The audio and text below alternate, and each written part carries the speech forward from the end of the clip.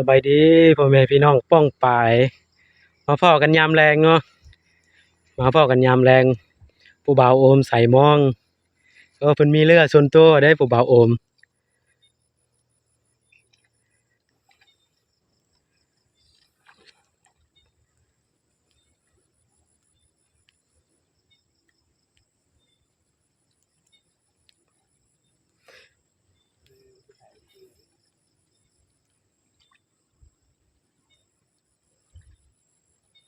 นี่คือบรรยากาศรอบๆหนอง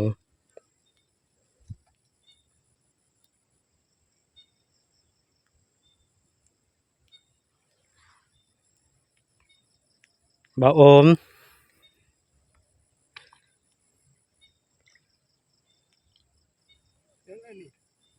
ถึงแล้วบ่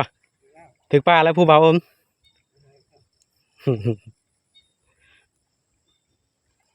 เออยิ้มจะกล้องเฮ้ย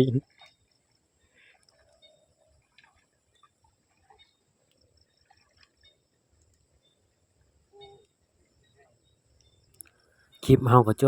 บลงเพียงเท่านี้ฝากกดไลค์กดแชร์กดติดตามนี่เด้อ